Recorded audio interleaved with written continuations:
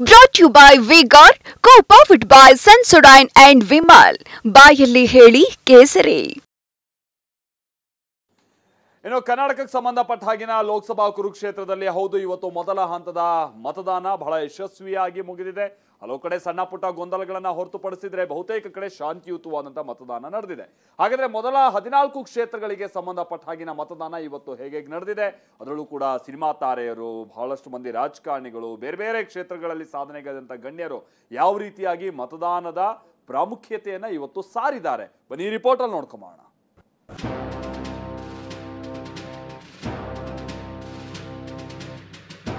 ನಮ್ಮ ಹಕ್ಕು, ನಾವೆಲ್ಲರೂ ವೋಟ್ ಮಾಡಲೇಬೇಕು. ಇದು ಜವಾಬ್ದಾರಿ. ಇದು ಇವತ್ತು ಮಾರ್ಕ್ ಹಾಕೊಂಡು ಬಂದಿದ್ವಿ, ಜವಾಬ್ದಾರಿ ಆಯಿತು.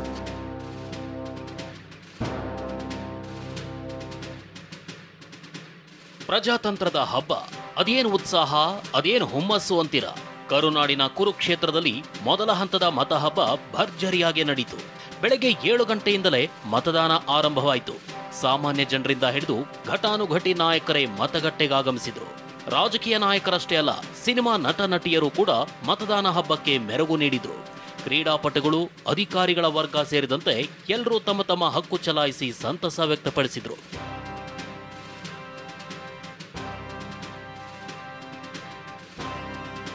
ರಾಜ್ಯದಲ್ಲಿಂದು ಮೊದಲ ಹಂತದ ಮತದಾನಕ್ಕೆ ಸ್ಯಾಂಡಲ್ವುಡ್ ಸ್ಟಾರ್ ನಟ ನಟಿಯರು ಮೆರುಗು ನೀಡಿದ್ರು. ಬೆಂಗಳೂರಿನ ರಾಜರಾಜೇಶ್ವರಿ ನಗರದ ಮೌಂಟ್ ಕಾರ್ಮೆಲ್ ಕಾಲೇಜಿನಲ್ಲಿ ನಟ ದರ್ಶನ್ ಹಕ್ಕು ಚಲಾಯಿಸಿದ್ರು. ಇನ್ನು ಹೊಸಕೆರೆಹಳ್ಳಿಯಲ್ಲಿ ನಟ ಯಶ್ ವೋಟ್ ಮಾಡಿದ್ರು. ಈ ವೇಳೆ ಅಭಿಮಾನಿಗಳು ಸೆಲ್ಫಿ ತೆಗೆದುಕೊಳ್ಳಲು ಮುಗಿಬಿದ್ರು.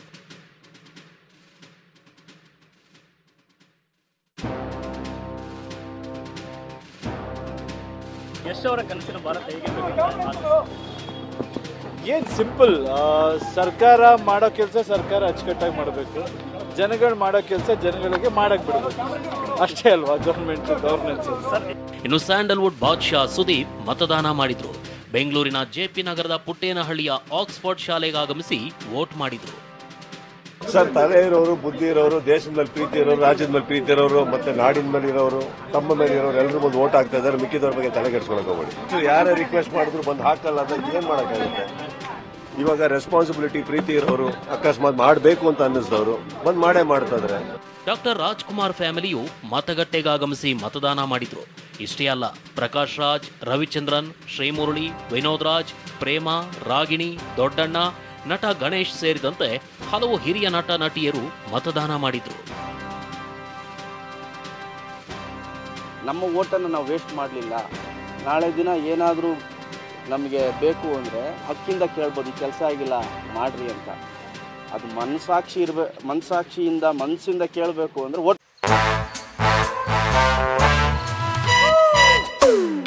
Come, come, my love, please don't say no, baby. Come, my love. V-Guard ನ air coolers extra large cooling pad ನೊಂದಿಗೆ ಇದು ಎಂತೆಂಥವರನ್ನು ಕೂಲ್ ಆಗಿಸುತ್ತೆ. V-Guard air coolers, long lasting cooling. ಮಾಡಿರ್ಬೇಕು. ವೋಟ್ ಮಾಡದೆ ಅವ್ರು ಅದು ಮಾಡಿಲ್ಲ, ಇದು ಮಾಡಿಲ್ಲ, ಸೋಷಿಯಲ್ ಮೀಡಿಯಾಗಳಲ್ಲಿ ಹೇಳೋದಕ್ಕಿಂತ ವೋಟ್ ಮಾಡ್ಬಿಟ್ಟು ಕೇಳಿದ್ರೆ ಅದಕ್ಕೊಂದು ವ್ಯಾಲ್ಯೂ ಜಾಸ್ತಿ ಇದೆ. ಪ್ರಜೆಗಳನ್ನು ತನ್ನ ಮಕ್ಕಳಂತೆ ಕಾಪಾಡುವಂತಹ ನಾಯಕನನ್ನು ಆರಿಸುವಂತಹ ನನ್ನ ಸಂವಿಧಾನದ ಹಕ್ಕು ನನಗೆ ನನ್ನ ದೇಶ ಕೊಟ್ಟಿದೆ ಅಂತ ಹೇಳ್ಕೊಳ್ಳೋದಕ್ಕೆ ನನಗೆ ಹೆಮ್ಮೆ ಆಗುತ್ತೆ. Every vote counts. ನಾನು ವೋಟ್ ಮಾಡಿದ್ದೀನಿ, ನೀವು ಎಲ್ಲರೂ ವೋಟ್ ಮಾಡಿ, ಪ್ರತಿಯೊಂದು ವೋಟ್ ಕೌಂಟ್ ಆಗುತ್ತೆ. ಬೆಂಗಳೂರಿನ ಕತ್ರಿಗುಪ್ಪೆಯಲ್ಲಿ ನಟ ಉಪೇಂದ್ರ ಮತದಾನ ಮಾಡಿದ್ರು. ಬಿಟಿಎಲ್ ವಿದ್ಯಾವಾಹಿನಿ ಶಾಲೆಯಲ್ಲಿ ತಮ್ಮ ಹಕ್ಕು ಚಲಾಯಿಸಿದ್ರು. ಉಪೇಂದ್ರ ಜೊತೆ ಸೆಲ್ಫಿಗೆ ಅಭಿಮಾನಿಗಳು ಮುಗಿಬಿದ್ರು. ಇದಾದರೂ ಕೂಡ ಮತ್ತೆ ಹೋಪ್ಫುಲ್ ಆಗೇ ಬರಬೇಕು ನೀವು, ಯಾಕಂದ್ರೆ ಈ ಒಂದಿನ ಬಹಳ ಮುಖ್ಯ. ಈ ಒಂದಿನ ನಿಮಗೆ ಬೇಡ ಅಂದ್ರೆ ಈ ದೇಶದಲ್ಲಿ ಪ್ರಜಾಪ್ರಭುತ್ವ ಇರಲ್ಲ, ಡಿಕ್ಟೇಟರ್ಶಿಪ್ ಆಗುತ್ತೆ. ರಾಜಾಜಿನಗರದಲ್ಲಿ ಮತ ಚಲಾಯಿಸಿದ ಕ್ರೇಜಿ ಸ್ಟಾರ್ ರವಿಚಂದ್ರನ್, ನನ್ನ ಜವಾಬ್ದಾರಿ ನಿರ್ವಹಿಸಿದ್ದೀನಿ, ವೋಟ್ ಹಾಕಿಲ್ಲ ಅಂದ್ರೆ ಮಿಸ್ಯೂಸ್ ಆಗೋ ಸಾಧ್ಯತೆ ಇರುತ್ತೆ ಅಂದ್ರು. ಆಯಿತು, ಜವಾಬ್ದಾರಿ. ಇದು ಜವಾಬ್ದಾರಿ. ಇದು ಇವತ್ತಿಗೆ ಮಾರ್ಕ್ ಹಾಕೊಂಡು ಬಂದಿದ್ವಿ, ಜವಾಬ್ದಾರಿ ಆಯಿತು. ಎಲ್ಲರೂ ವೋಟ್ ಹಾಕಬೇಕು. ನೀವು ವೋಟ್ ಹಾಕಲಿಲ್ಲ ಅಂದರೆ ಮಿಸ್ಯೂಸ್ ಆಗೋ ಸಾಧ್ಯತೆಗಳು ಜಾಸ್ತಿ. ಬೆಂಗಳೂರಿನ ಮಲ್ಲೇಶ್ವರಂನಲ್ಲಿ ನಟ ಜಗ್ಗೇಶ್ ಮತದಾನ ಮಾಡಿದ್ರು. ಕತ್ರಿಗುಪ್ಪೆಯ ಸರ್ಕಾರಿ ಶಾಲೆಯಲ್ಲಿ ನಟ ದುನಿಯಾ ವಿಜಯ್ ತಮ್ಮ ಹಕ್ಕು ಚಲಾಯಿಸಿದ್ರು.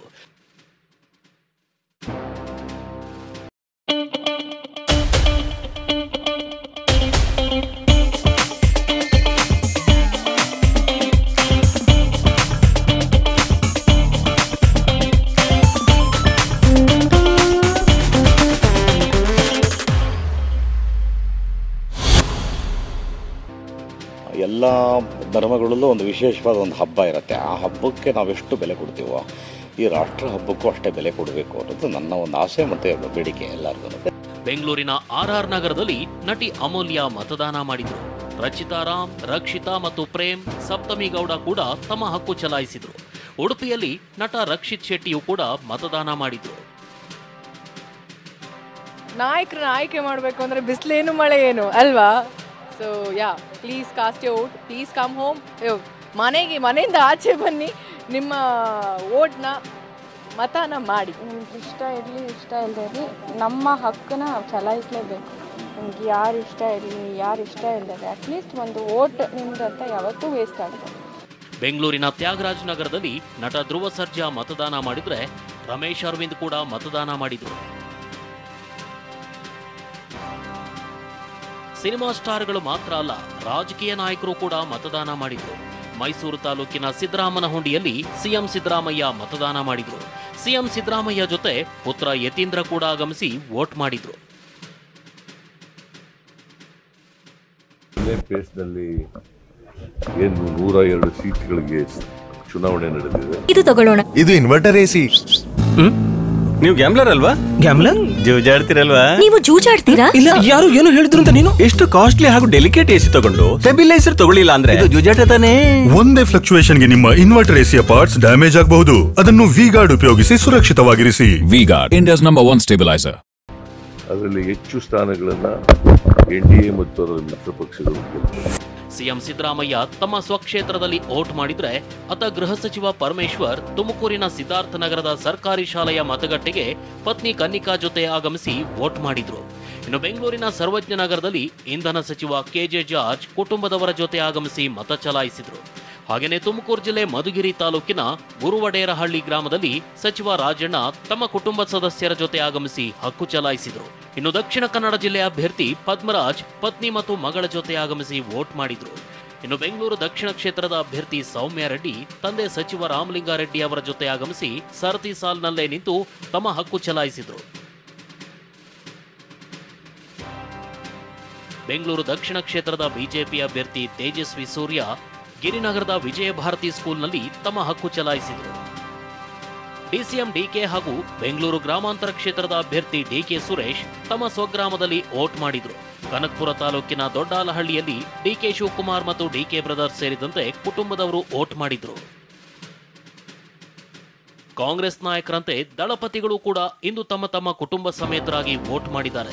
ಹಾಸನ ಜಿಲ್ಲೆ ಹೊಳೆನರಸೀಪುರ ತಾಲೂಕಿನ ಪೆಡವಲಹಿಪ್ಪೆ ಗ್ರಾಮದಲ್ಲಿ ಮಾಜಿ ಪ್ರಧಾನಿ HD ದೇವೇಗೌಡ, ಮಾಜಿ ಸಚಿವ HD ರೇವಣ್ಣ ಹಾಗೂ ಪತ್ನಿ ಭವಾನಿ ಮತ್ತು ಹಾಸನ NDA ಅಭ್ಯರ್ಥಿ ಪ್ರಜ್ವಲ್ ರೇವಣ್ಣ ಮತದಾನ ಮಾಡಿದ್ರು. ಇನ್ನು ಹಾಸನದ ಮಾಜಿ ಶಾಸಕ ಪ್ರೀತಂ ಗೌಡ ಹಾಸನದ ಆದಿಚುಂಚನಗಿರಿ ಶಾಲೆಯಲ್ಲಿ ಮತದಾನ ಮಾಡಿದ್ರು. ಇತ್ತ ರಾಮನಗರ ತಾಲೂಕಿನ ಬಿಡದಿ ಬಳಿ ಇರುವ ಕೇತಗಾನಹಳ್ಳಿ ಗ್ರಾಮದಲ್ಲಿ ಮಾಜಿ ಸಿಎಂ ಕುಮಾರಸ್ವಾಮಿ ಪತ್ನಿ ಅನಿತಾ, ಪುತ್ರ ನಿಖಿಲ್ ಜೊತೆ ಆಗಮಿಸಿ ವೋಟ್ ಮಾಡಿದ್ರು. ಕೇತಗಾನಹಳ್ಳಿ ಗ್ರಾಮದಲ್ಲಿ ನಾನು ಸಂವೇದನಾಶೀಲತೆಯಿಂದ ತಕ್ಷಣವೇ ಆರಾಮ ಪಡೆಯಿರಿ. ಸೆನ್ಸೊಡೈನ್ ರ್ಯಾಪಿಡ್ ರಿಲೀಫ್ ಜೊತೆಗೆ ಅನಿತಾ ಕುಮಾರಸ್ವಾಮಿ ಅವರು ಮತ್ತು ನಿಖಿಲ್ ದಂಪತಿಯವರು ಇವತ್ತು ಮತದಾನದಲ್ಲಿ ಭಾಗವಹಿಸಿದ್ದೇವೆ. ನನಗೆ ಇರ್ತಕ್ಕಂಥ ಮಾಹಿತಿ ಇಡೀ ರಾಜ್ಯದ ಮೊದಲನೇ 14 ಕ್ಷೇತ್ರಗಳಲ್ಲೂ ಅತ್ಯುತ್ತಮವಾದ ರೀತಿಯಲ್ಲಿ ಬಿರುಸಿನ ಮತದಾನಗಳು ನಡೀತವೆ. ಮೈಸೂರಿನ ವಿಜಯನಗರದ ಮತಗಟ್ಟೆ ಸಂಖ್ಯೆ 106ರಲ್ಲಿ ಸಂಸದ ಪ್ರತಾಪ್ ಸಿಂಹ ವೋಟ್ ಮಾಡಿದ್ರೆ ಮೈಸೂರು ಕ್ಷೇತ್ರದ ಅಭ್ಯರ್ಥಿ ಯದುವೀರ್ ತಾಯಿ ಮತ್ತು ಪತ್ನಿ ಜೊತೆ ಆಗಮಿಸಿ ತಮ್ಮ ಹಕ್ಕು ಚಲಾಯಿಸಿದರು.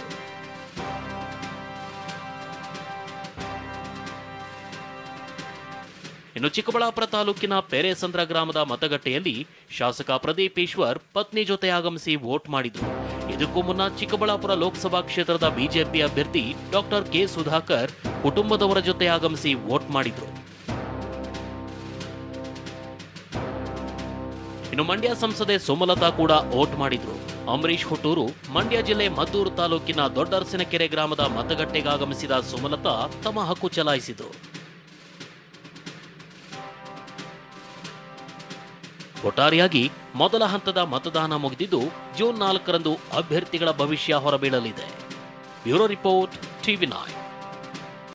ಇನ್ನು ಈ ಲೋಕಸಭಾ ಚುನಾವಣೆಯ ಮೊದಲ ಹಂತದ ಮತದಾನ ಮುಗಿತಾ ಇದ್ದ ಹಾಗೆ ಈ ಗಿಫ್ಟ್ ಪಾಲಿಟಿಕ್ಸ್ ಮತ್ತೆ ಮುನ್ನೆಲೆಗೆ ಬರ್ತಾ ಇದೆ. ಅದರಲ್ಲೂ ಕೂಡ ಈ ಬಾರಿಯೂ ಗ್ರಾಮಾಂತರ ಕ್ಷೇತ್ರಕ್ಕೆ ಸಂಬಂಧಪಟ್ಟ ಹಾಗಿನ ಕೆಲವು ವಿಧಾನಸಭಾ ಕ್ಷೇತ್ರಗಳಲ್ಲಿ ಈ ಗಿಫ್ಟ್ ರೂಪದಲ್ಲಿ 4,000 ರೂಪಾಯಿ 10,000 ರೂಪಾಯಿ ಕಾರ್ಡ್ಗಳನ್ನು ಹಂಚಿದ್ದಾರೆ ಅನ್ನುವಂಥ ಆರೋಪವನ್ನು ಖುದ್ದು ಕುಮಾರಸ್ವಾಮಿ ಅವರು ಮಾಡ್ತಾ ಇದ್ದಾರೆ. ಹಾಗಾದ್ರೆ ಏನಾಗಿದೆ ಆ ಭಾಗದಲ್ಲಿ ಬನ್ನಿ ನೋಡೋಣ.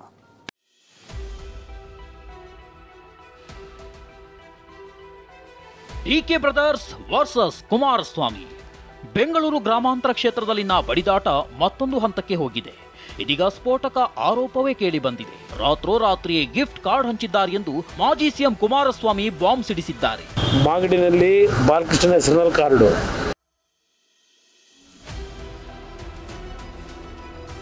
ಬೆಂಗಳೂರು ಗ್ರಾಮಾಂತರ ಕ್ಷೇತ್ರದಲ್ಲಿ ಮತದಾರರಿಗೆ ಗಿಫ್ಟ್ ಕಾರ್ಡ್ ಹಂಚಿದ್ದಾರೆ ಅಂತ ಡಿಕೆ ಬ್ರದರ್ಸ್ ವಿರುದ್ಧ ಮಾಜಿ ಸಿಎಂ ಕುಮಾರಸ್ವಾಮಿ ಬಾಂಬ್ ಸಿಡಿಸಿದ್ದಾರೆ.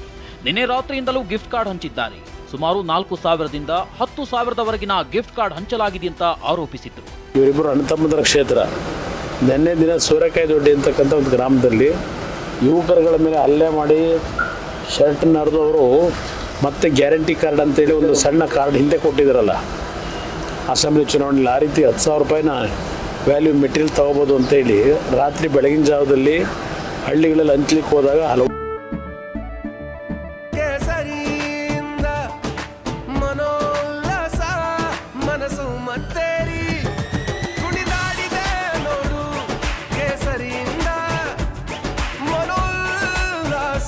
ಕ್ಷಣವೂ ಆಚರಿಸಿ ಕೇಸರಿ ಹಬ್ಬ ವಿಮಲ್ ಬಾಯಲ್ಲಿ ಹೇಳಿ ಕೇಸರಿ. ಸುಮಾರು ಕಡೆ ಗಲಾಟೆಗಳಾಗಿದೆ. ಸೋರೆಕಾಯಿ ದೊಡ್ಡಿ ನಮ್ಮ ಕನಕಪುರದ ಟೌನ್ನಲ್ಲಿ ಎಲ್ಲ ಕಡೆ ನಮ್ಮ ಕಾರ್ಯಕರ್ತರ ಮೇಲೆ ಹಲ್ಲೆ ಮಾಡಿದಂಥದ್ದು ಅಷ್ಟೇ ಅಲ್ಲ, ಅದರ ಜೊತೆಗೆ ಪ್ರತಿ ಮನೆ ಪೊಲೀಸ್ ಇಲಾಖೆ ಅಂತೂ ನರಸತ್ ಇಲಾಖೆ ಆಗಿದೆ. ಕೇವಲ ಬೆಂಗಳೂರು ಗ್ರಾಮಾಂತರ ಕ್ಷೇತ್ರ ಅಲ್ಲ, ಬೇರೆ ಕಡೆಯೂ ಗಿಫ್ಟ್ ಕಾರ್ಡ್ ಹಂಚಿದ್ದಾರೆ ಅಂತ ಮಾಜಿ ಸಿಎಂ ಎಚ್ ಡಿ ಕುಮಾರಸ್ವಾಮಿ ಆರೋಪಿಸಿದ್ರು. ಇದಕ್ಕೆ ಡಿಸಿಎಂ ಡಿಕೆ ಶಿವಕುಮಾರ್ ಮಾತನಾಡಿ, ನಾವು 5 ಗ್ಯಾರಂಟಿಯನ್ನ ಗಿಫ್ಟ್ ಆಗಿ ಕೊಟ್ಟಿದ್ದೇವೆ ಅಂತ ಕೌಂಟರ್ ಕೊಟ್ಟರು. ರಾಜರಾಜೇಶ್ವರಿ ಅವ್ರ ಪಕ್ಷದ ಕ್ಯಾಂಡಿಡೇಟ್ ಆಗಿದ್ದಂಥ ಕುಸುಮ ಅವರ ಹೆಸರಿನಲ್ಲಿ ಕಾರ್ಡು, ಮಾಗಡಿನಲ್ಲಿ ಬಾಲಕೃಷ್ಣ ಹೆಸರಿನಲ್ಲಿ ಕಾರ್ಡು, ಅಲ್ಲಿಂದ ಕುಣಿಗಲ್ನಲ್ಲಿ ನಮ್ಮ ನೋಡಿ ರಂಗನಾಥ್ ಹೆಸರಿನಲ್ಲಿ ಕಾರ್ಡು ಕುಣಿಗಲ್ನಲ್ಲಿ, ಆಮೇಲೆ ಯಾರ MLC ಇದ್ದಾನಲ್ಲ ಪುಟ್ಟಣ್ಣ ಅವನ ಹೆಸರಿನಲ್ಲಿ ಕಾರ್ಡು.